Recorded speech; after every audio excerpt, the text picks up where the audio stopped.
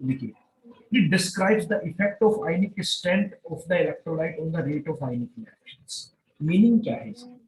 इसका मीनिंग ये है कि जब कोई रिएक्शन होती है, उस रिएक्शन के अंदर कोई आयनिक स्पीशीज अगर अपन यूज करते हैं, है ना, आप लोगों को पता है कि जितनी ज्यादा रेट रिएक्शन की रेट मतलब अभिक्रिया का वेग उतना ही ज्यादा होगा जितना अभिकारकों की सांद्रता में।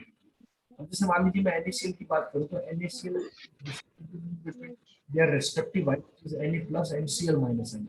तो Na प्लस की सांद्रता और Cl माइनस की सांद्रता जितनी ज्यादा होगी उतना ही ज्यादा क्या होगा, उसकी रेट ऑफ रिएक्शन पे इफेक्ट करेगा। तो इसलिए हमें थोड़ा सा यहाँ पे एक्टिविटी के बारे में देखना पड़ेगा। आप सब लोगों को पता होगा कि what is activity, A is equal to gamma. A is equal to activity, जहाँ पे मेरा पेन चल रहा है, जहाँ पे मैं हाईलाइट कर रहा हूँ, ड्रॉ कर रहा हूँ, वहां पे ध्यान देंगे। A is equal to gamma n। A बराबर activity, gamma is activity coefficient and n is molarity. Molarity का मतलब होता है मोलर सांद्रता। क्या बोला जाता है इसको? मोलर। मोलर सांद्रता में और एक्टिविटी में क्या डिफरेंस? मोलरिटी का मतलब तो ये होता है कि टोटल सांद्रता, कुल सांद्रता कितनी है। सब वो एक एग्जांपल मैं आप लोगों को बता रहा हूँ कि आपने जैसे उनके नदिया पूरा बोल रहे हैं।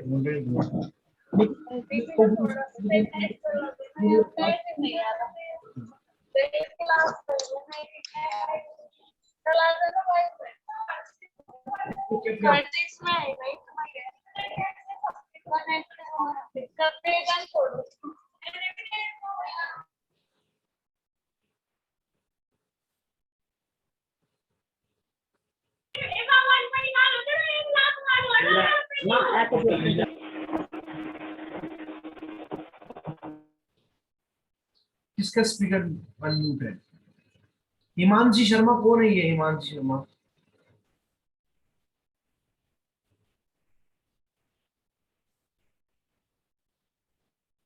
ठीक है, ओला ओके। तो मैं ये कहना चाह रहा हूँ कि what is the relation between A and N. M का मतलब होता है कुल सांद्रता, कि आपने एक पानी के गिलास के अंदर नमक घोल लिया। अब कितना भी घोल दो, कोई मना करने वाला थोड़ी ना है उसमें, तो जितना घोलोगे उस हिसाब से उसकी सांद्रता निकल जाएगी। लेकिन उसमें से कितनी सांद्रता का वह पार्ट जो उस रिएक्शन में भाग लेगा, मतलब the active part of the concentration is called activity. Activity का मतलब ही समझ में आ रहा होगा, सबसे मतलब समझ आ रहा है कि उसकी सक्रिय सांद्रता कितनी है। तो वो उसके ऊपर डिपेंड करता है एक्टिविटी कोफिशिएंट के ऊपर, गामा के ऊपर। तो A is equal to gamma n। Dilute solution के लिए गामा की वैल्यू 1 होती है। क्यों होती है गामा की वैल्यू 1 बताइए?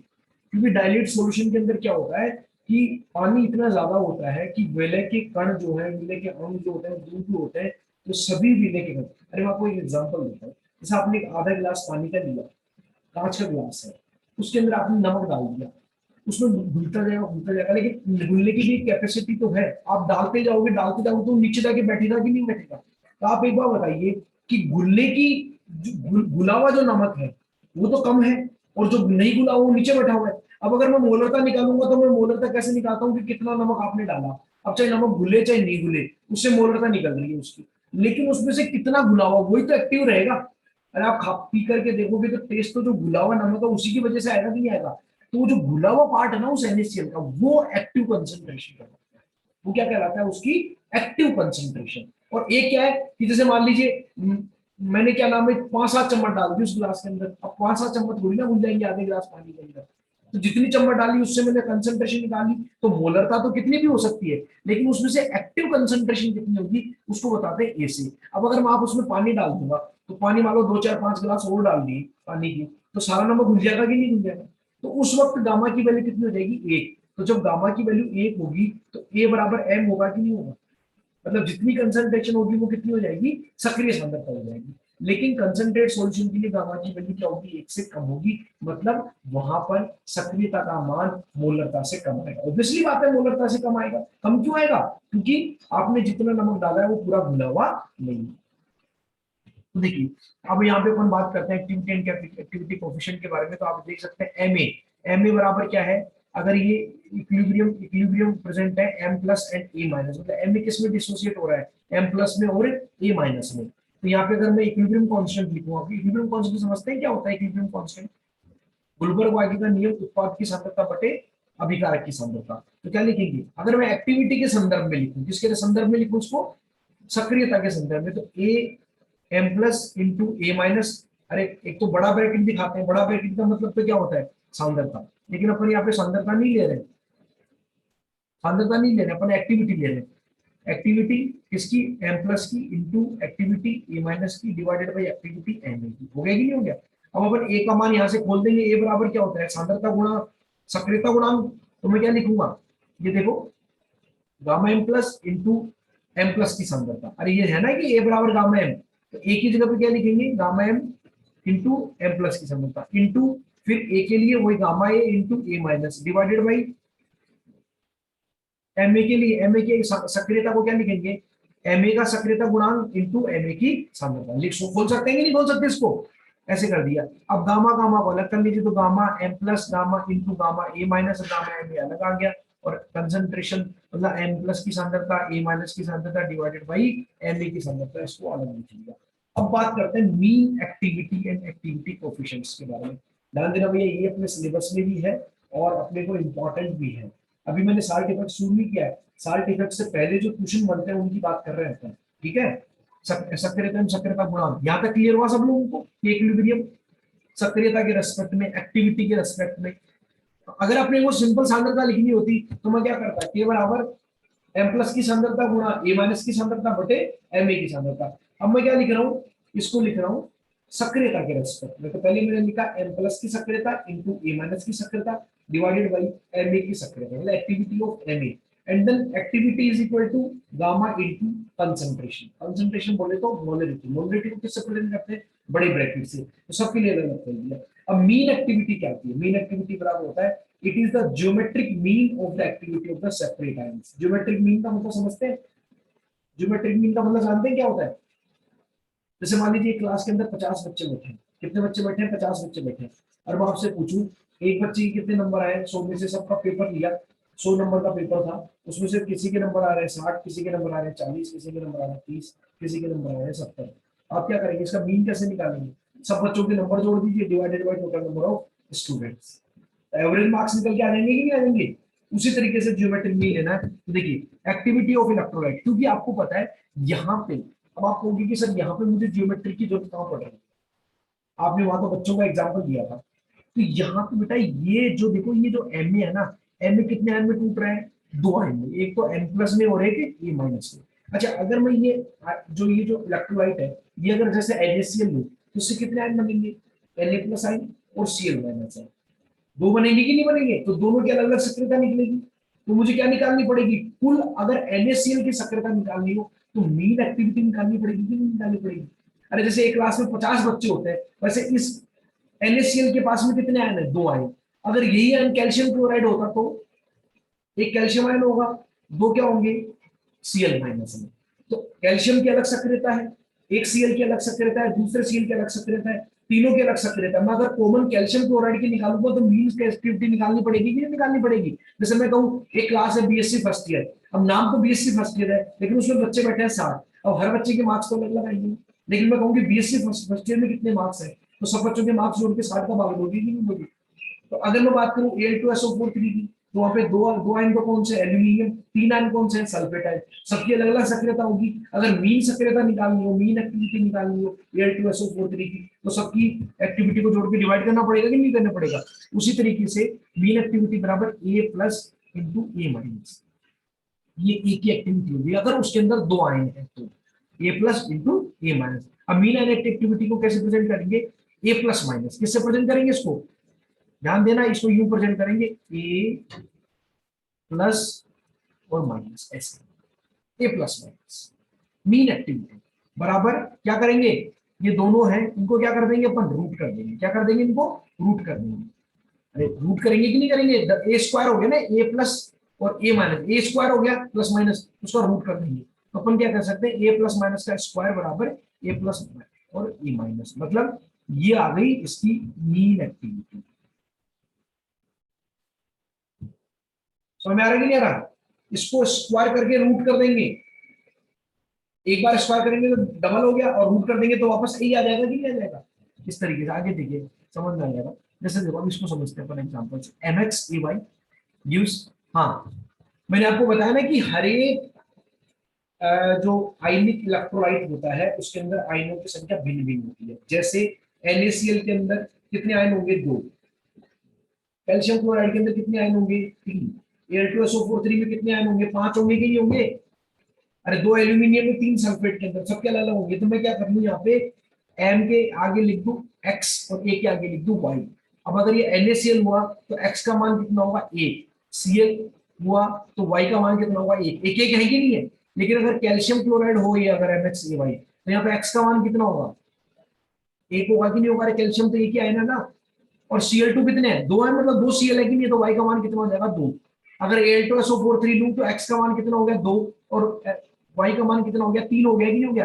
अरे ये x और y चार्ज नहीं है, ये आयनों की संख्या है। तो मैं क्या कह सकता हूँ xm plus plus y a minus. समझ में आ रहा है कि नहीं आ रहा आपको। ये कॉमन आयन की बात कर रहे हैं अपन। कॉमन आयन का मतलब होता है कि कितने नंबर ऑफ आयन उसमें प्रेजेंट है, और प्रत्येक इलेक्ट्रोलाइट में आयनों की संख्या, धनायनों की संख्या, ऋणायनों की संख्या अलग अलग होती है।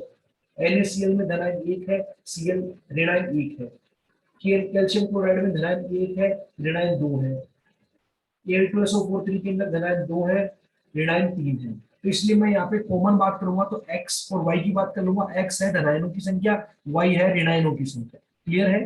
तो यहाँ पे आपको पता है कि यहाँ पे A प्लस, ये क्या है, धनायन की सक्रियता, कितनी पावर लगेगी इसमें, जितनी उसके आयनों की संख्या है। यदि एक ही होगा तो फिर एक आएगा, अगर 2 होंगे तो x का मान 2 आ जाएगा, 3 होंगे तो 3 आ जाएगा। वैसे ही ऋणायनों की संख्या कितनी है, 1 है तो 1 आ जाएगा, 2 तो मैं 1 2 मुझे नहीं पता ना, जब तक मैं किसी इलेक्ट्रोलाइट को नहीं लूं। तो मैं यहाँ पे किसकी फॉर्म में ले रहा हूँ उसको, x की फॉर्म में और y की फॉर्म में।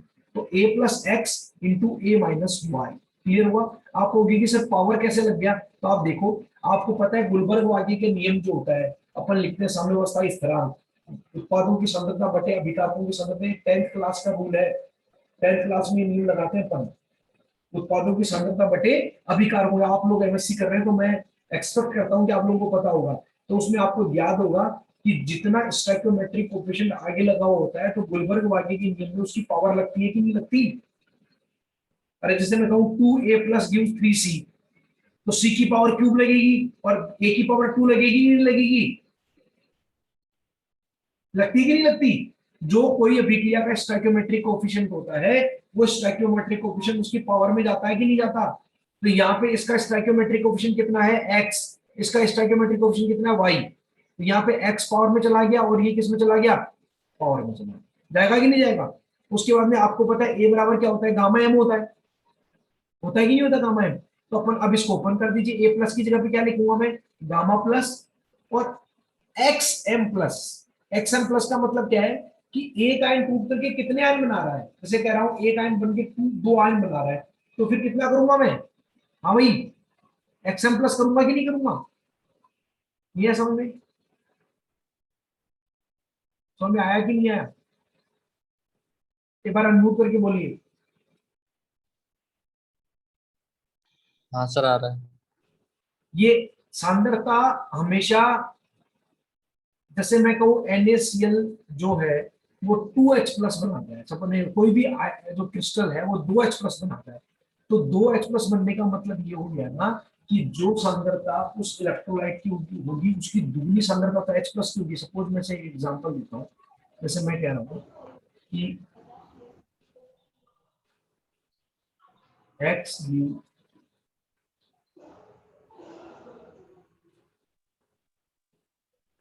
2H प्लस, तो इसका यदि सक्रियता A प्लस है, कितनी है A प्लस, इसकी कितनी हो जाएगी,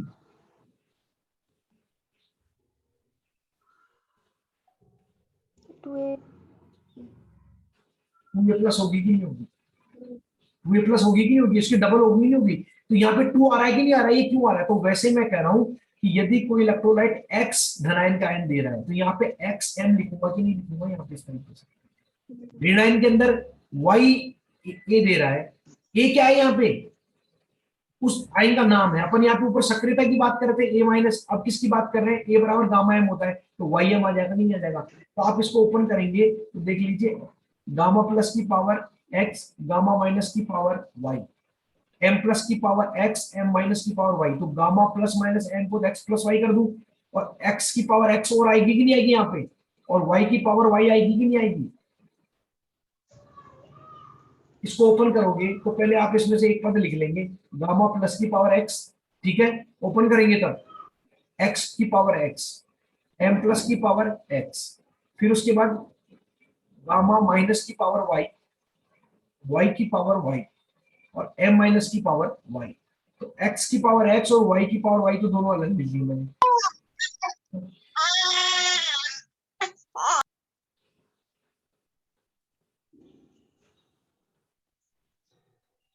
एक्स की पावर एक्स और वाई की पावर वाई होगी। इसके बाद में गामा प्लस की पावर एक्स है और गामा माइनस की पावर वाई है।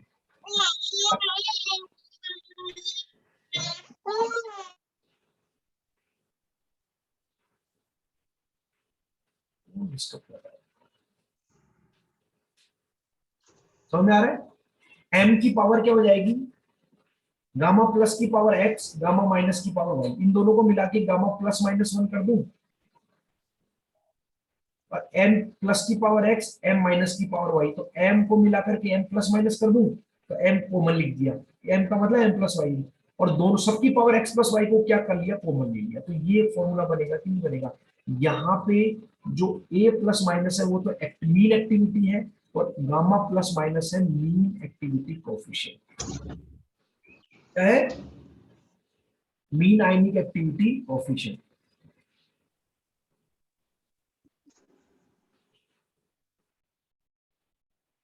एक मिनट रुको, मैं आपको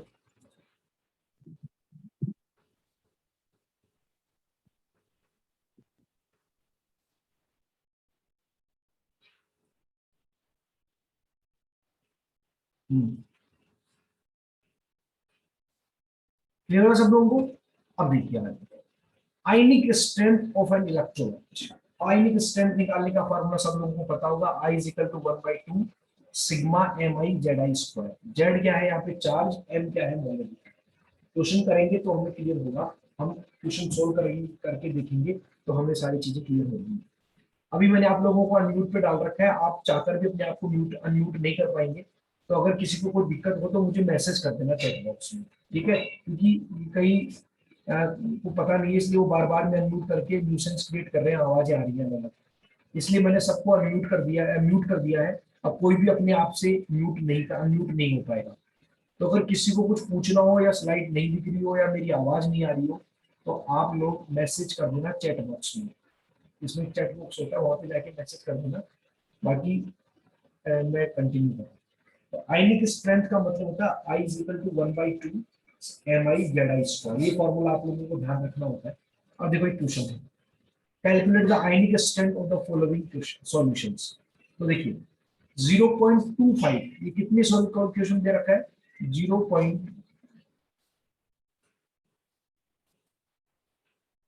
ये मोलिटी 0.25।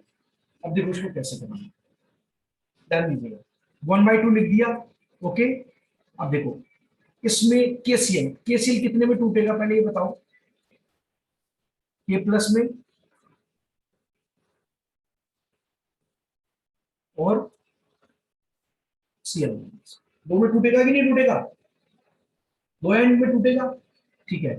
अब देखो पहले मैं बात करूंगा के प्लस की, तो जो सांद्रता केसीएल की होगी वही सांद्रता के प्लस की होगी, ये मैं बताना चाहता हूँ। अभी जैसे मैं आपको एक एग्जांपल देता हूँ, आप कह रहे हो ना कि सर यहाँ पे एक्स क्यों आया, ये एक्स एम प्लस क्यों आया, ये एक्स तो ऊपर तो एक्स समझ में आ रहा है, लेकिन नीचे एक्स क्यों आया, इसका कारण समझिए। अभी जैसे मान लीजिए यहाँ पे H2SO4 का सॉल्यूशन होता है, किसका सॉल्यूशन होता है, H2SO4 का सॉल्यूशन होता है। तो आपको पता है एक H2SO4 कितने H प्लस देगा, 2H प्लस देगा, और प्लस क्या देगा,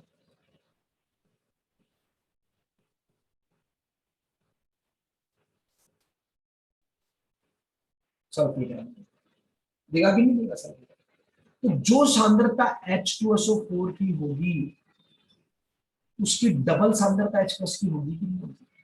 यहाँ पे x का मान कितना है 2 और y का मान कितना है 1। y का मान 1 क्यों है? क्योंकि सल्फेट आयन एक ही तो है और H प्लस आयन कितने हैं 2। तो यहाँ पे x का मान 2 हो गया, तो यहाँ पे आपको 2 से गुणा करना पड़ेगा कि नहीं करना पड़ेगा? यहाँ पे अगर y का मान 1 है तो फिर m ही हो जाएगा, 1 से गुणा करने से कोई फर्क नहीं पड़ेगा। तो कहने का मतलब ये डिपेंड करता है उस इलेक्ट्रोलाइट की नेचर पे कि वो एक इलेक्ट्रोलाइट एक ही धनायन दे रहा है या ज्यादा धनायन दे रहा है, या एक ही ऋणायन दे रहा है या ज्यादा ऋणायन दे रहा है।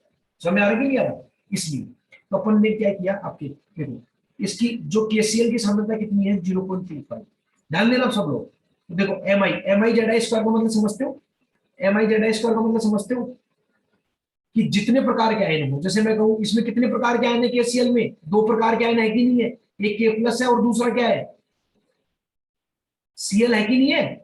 अरे एक के प्लस है और दूसरा क्या है? सीएल है। तब देखो सबसे पहले मैं के प्लस के लिए लिखूंगा, तो जो सांद्रता केसीएल की है वही सांद्रता किसकी होगी? के प्लस की होगी। तो के प्लस के अंदर कितनी हो जाएगी? 0.25। अरे समझ में आ रहा है कि नहीं आ रहा? बोलो एक बार ओपन करके, अनम्यूट करके बोलिए।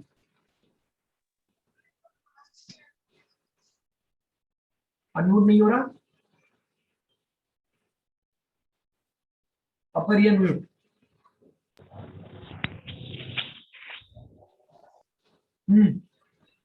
आ रहा है सर। भाई इसमें हाँ सर। क्योंकि आ रहा है सर। केसीएल की सांद्रता जो है वही सांद्रता के प्लस की क्यों होगी? क्योंकि एक केसीएल से एक ही के प्लस बन रहा है। अगर 2 केसीएल बनते तो जितनी सांद्रता केसीएल की होती उसकी दुगनी सांद्रता किसकी हो जाती? के प्लस की हो जाती। लेकिन चूंकि एक केसीएल से एक के प्लस बन रहा है, एक केसीएल से एक सीएल माइनस बन रहा है, तो केसीएल की सांद्रता कितनी है? 0.25। तो मैंने 0.25 कर दिया गुना ये फार्मूला ना 1/2। इसका मतलब समझते हो ना क्या? ये फॉर्मूला समेशन का। समेशन का मतलब जोड़ने का, कि लास्ट में सबको जोड़ दिया। तो कितने हैं यहाँ पे, कितने प्रकार के आयन है? इस फॉर्मूला का मतलब केसीएल में क्या होगा? 1/2 M1Z1 square plus M2Z2 square. 2 ion है कि नहीं है? एक के प्लस के लिए और एक सीएल माइनस के लिए।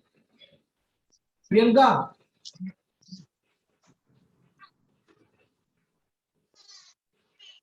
समझ में आ रहा है?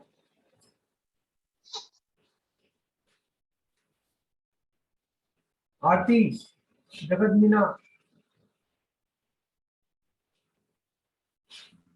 बोलो तो आ सही। रहा है सर। आ रहा है सर। आ रहा है सर। आ रहा है सर। ठीक। तो देखो 0.25 के प्लस के लिए इंटू, अब क्या है के प्लस पे चार्ज, तो के प्लस पे चार्ज कितना भी है? के प्लस पे चार्ज कितना है? कितना है चार्ज? प्रियंका गुप्ता,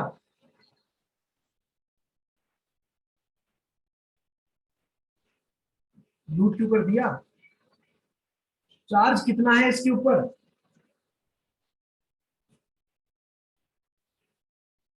कितना है चार्ज इसके ऊपर के प्लस पे? तो तुम लोगों को इतना सही पता। के प्लस पे कितना चार्ज है? 1 है कि 2 है कि 4 है कि 10 है कि 20 है?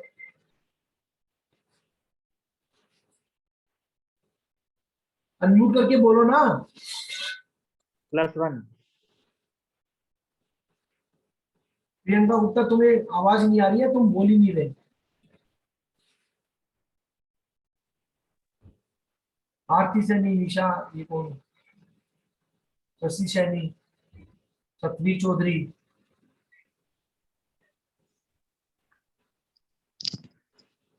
+1। +1 बिल्कुल ऐसे बोलो ना एक बार।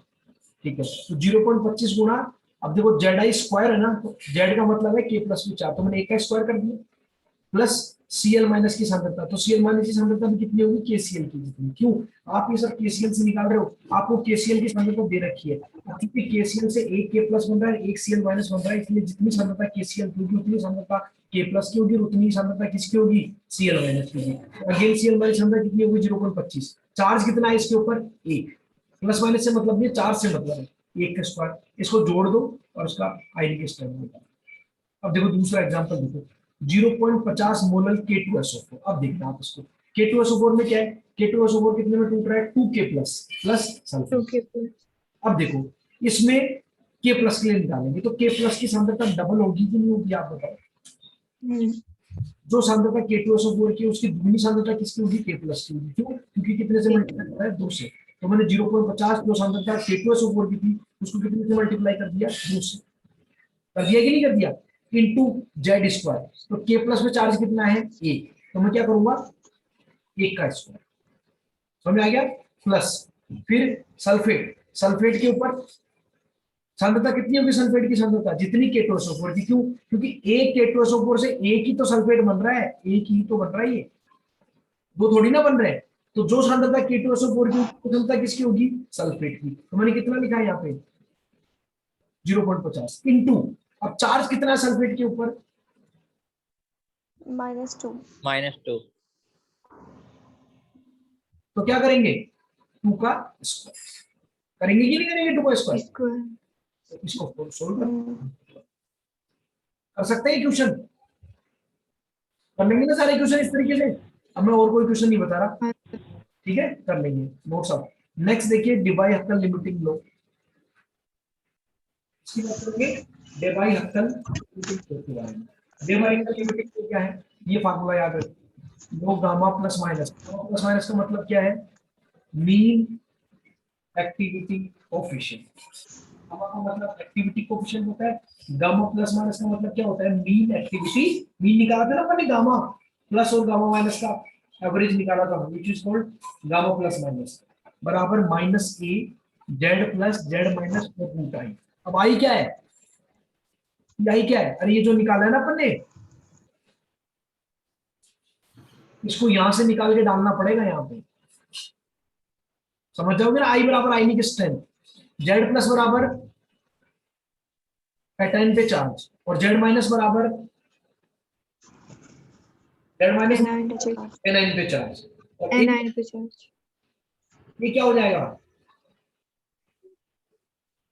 ये एक्टिविटी नहीं है, ये डेबायकल कांस्टेंट है। क्या है, ये डेबायकल कांस्टेंट। अभी आगे आ जाएगा, समझ में आ गया फॉर्मूला। तो गामा प्लस माइनस क्या है, mean activity coefficient, z plus charge on cation, z minus charge on anion, I बराबर आयनिक स्ट्रेंथ। तो ठीक है, ये फार्मूला क्या हो गया for a particular ion, minus a, इसको यूनियन लिख करके अपन क्या करते हैं, जेड स्क्वायर कर दे रूट आई कर दे। जेड प्लस और जेड माइनस एक मानते हुए जेड स्क्वायर कर सकते हैं कि नहीं कर सकते, ठीक है। ये बराबर क्या है, डे बाई हक्कल कांस्टेंट, जिसकी वैल्यू कितनी होती है, ये याद रखनी पड़ेगी, 0.50925 कितनी होती है, 25 डिग्री सेंटीग्रेड के प्लस की वैल्यू होती है 0.509। ये बहुत सिंपल नोट्स है, बुक में देखोगे तो इतनी चीजें आसानी से नहीं लिखी हुई मिलती है, पूरी इंग्लिश आती है, पूरा एक पैराग्राफ लिखा हुआ था उसमें से निकालना पड़ता है। तो ये ए की वैल्यू होगी। अब देखो ए की वैल्यू अपने को डायरेक्ट निकालनी है, याद रखनी है, बाकी ए निकलता कैसे है वो देखिए। ए का फार्मूला है ये बराबर पाई एन ए अपॉन 500 की पावर 1/2 ई की पावर क्यूब 2.803 एप्सिलॉन के बी टी 3/2। ये इसको अपने को याद रखने की जरूरत नहीं है, केवल ये बताने के लिए कि इस पूरे फार्मूले को सोल्व करेंगे अपन, इस पूरे फार्मूले को सोल्व करेंगे तो उसका आंसर कितना आएगा, 0.509 at 25 degree centigrade. Temperature change करेंगे तो आंसर भी चेंज होगा। क्यों होगा, क्योंकि यहाँ पे देखो ये टेम्परेचर ले रखा है ना, देखो ये टेम्परेचर ले रखा, टी टी ले रखा कि नहीं ले रखा। तो इस टी को जैसे चेंज करोगे तो वैल्यू चेंज होगी। तो इसने यहाँ पे 398 केल्विन लिख करके इसको किया है। 398 का मतलब 25 डिग्री हो गया कि नहीं हो गया, ठीक है। अब ये क्वेश्चन देखिए, calculate the mean activity coefficient of Na2SO4 having a molality of 0.001 at 25 degree centigrade. कितनी देर की मोलालिटी, 0.001। ये मोलालिटी है, देखो करते हैं, आएगा बेटा। पहले क्या निकालेंगे, आई निकालेंगे। क्यों, अरे भाई इसमें आई रखना पड़ेगा ना, देखो ये आई दे रखा है, अब आई निकालोगे तभी तो रखोगे आई, ठीक है। आई कैसे निकालेंगे, किसके लिए निकालना है, Na2SO। अब Na2SO4 के लिए बताओ, अभी Na2SO4 के लिए कैसे करेंगे, आपको पता है Na2SO4 है मेरे plus SO4 -2 2Na plus SO4 -2। बिल्कुल बिल्कुल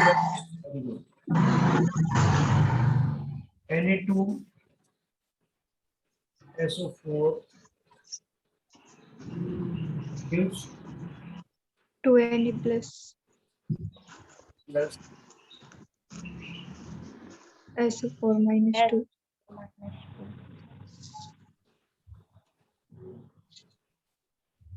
मतलब जितनी सांद्रता Na2SO4 की उसकी दुगनी सांद्रता किसकी होगी, Na प्लस की, और जितनी Na plus Q.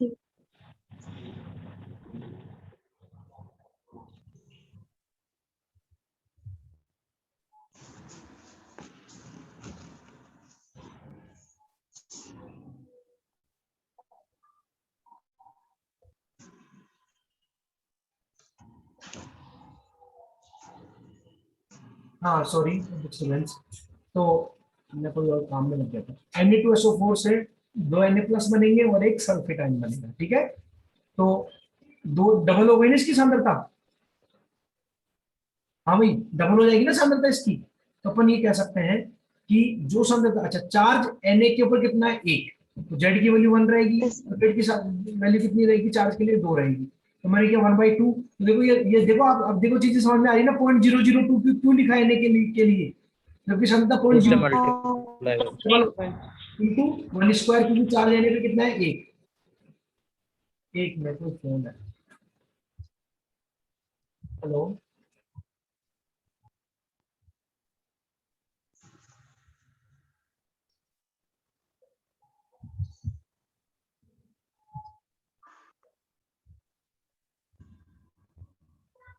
हाँ, देखिए इंटू 1 स्क्वायर का मतलब क्या है, इस पे चार्ज कितना है, जेड स्क्वायर था ना, M1 Z स्क्वायर, तो जेड कितना 1 प्लस सल्फेट के लिए सांद्रता उतनी रहेगी जितनी Na2SO4 की, तो 0.001 इंटू 2 स्क्वायर, क्यों, क्योंकि सल्फेट पे चार्ज कितना है, 2। सोल्व कर दिया, 0.002 फॉर्मूला लगा के। बता देंगे एक ही बात की, एक का आंसर कितना है, डिवाइकल कांस्टेंट जो अपन ने किससे निकाला है, इस वाले फॉर्मूले से निकाला, कितना आएगा 0.509। अब जेड प्लस कितना है, Na पे +1 चार्ज है, तो कितना कितना लिखूंगा, +1। सल्फेट पे कितना चार्ज है, -2, ठीक है। Minus आई की वैल्यू कितनी है, 0.003, लेकिन रूट आई है, रूट आई तो रूट लगा दिया मैंने यहाँ पे, फार्मूले में रूट है, देखो मेरे फार्मूले में रूट है ना, ये देखो। अब क्या करेंगे इसको solve करेंगे। अच्छा ये एक चीज और ध्यान रखना, ये लॉग था यहाँ पे, इस फार्मूले में लॉग, सिंपल गामा नहीं है, आपसे उसने एक्टिविटी कोएफिशिएंट का, बट देयर इज लॉग। अब ये मतलब टाइम होने वाला है, 2 मिनट बच रही है, तो मैं वापस से एक बार मीटिंग को लीव करके वापस कर लेंगे, ठीक है। जैसे ही बंद हो जाए ऑटोमेटिकली आप इसको लीव करके दोबारा से आ जाना।